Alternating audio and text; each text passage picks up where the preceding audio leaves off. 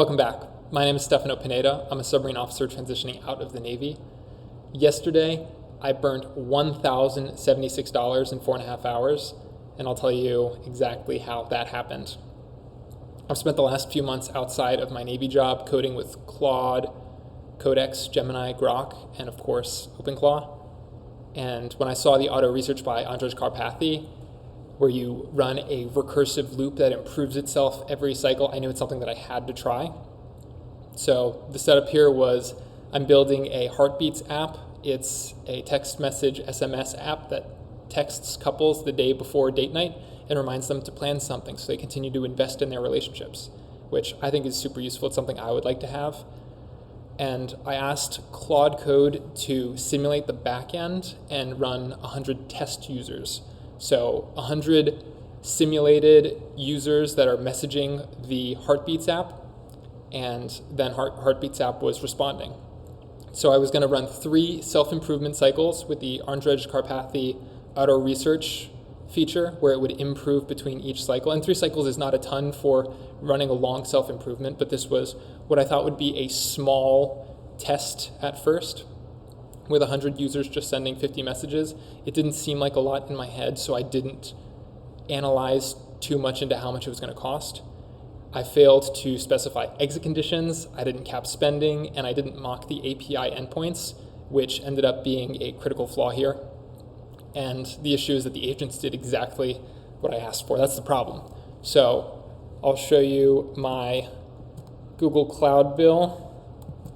Right here, you can see it's a flat line for 3 weeks, and then a spike, and across the 21st and the 22nd, which ended up really just being the afternoon on the 21st in the Midwest, I spent $953.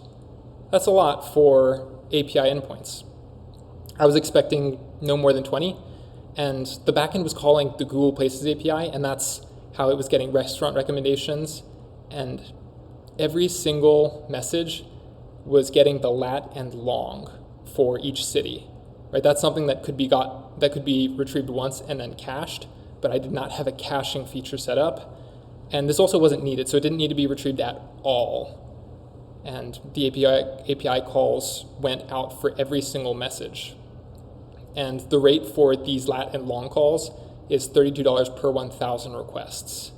And since there was 0 caching and 1,500 messages, which was actually ended up being more messages because of some fails, but $32 at per 1,000 requests and 15,000 messages planned, it's a lot of money just right there.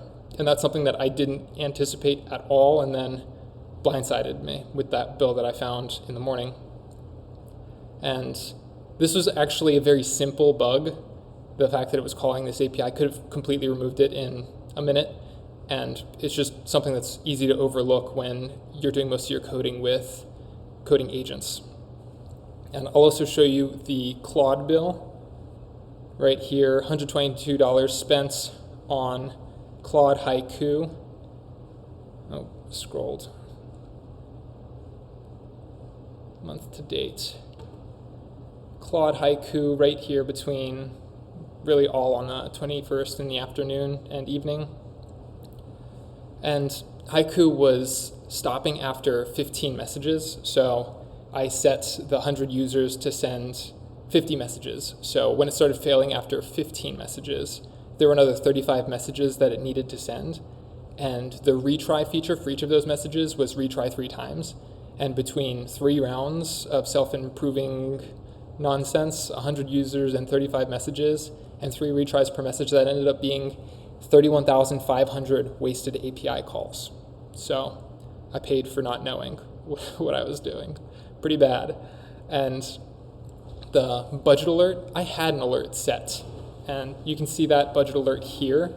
$100 monthly budget alert, nice. Google Cloud, trigger alerts at 50, 90, 100, and 150. What about 900%? I don't know.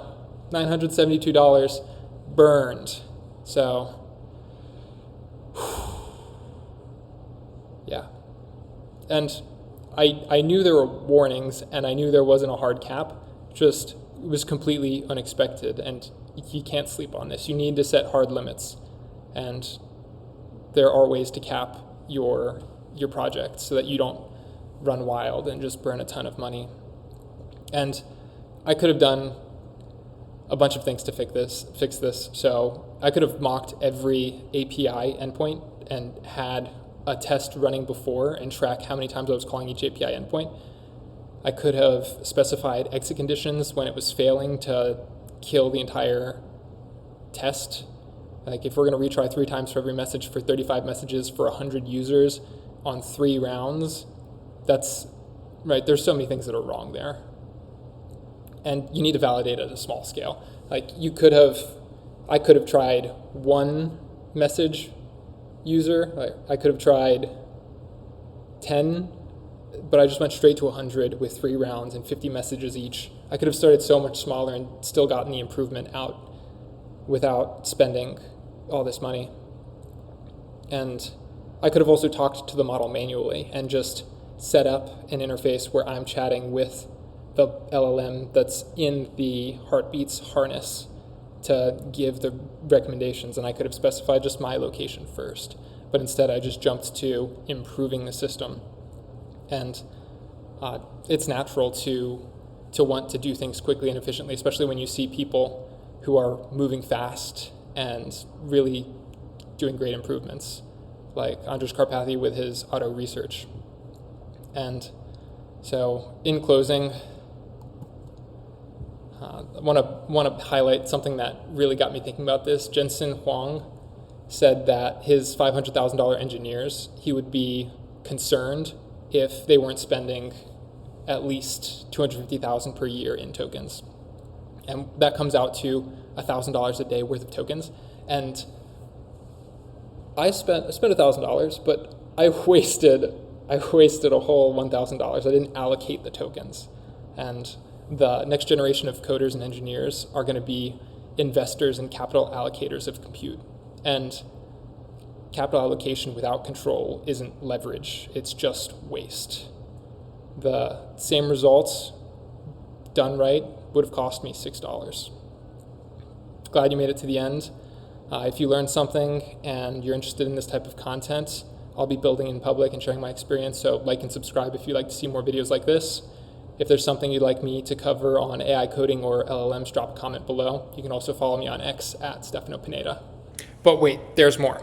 I want to cover what was good about this. So the structure was right for getting maximum value for minimal user time and user input.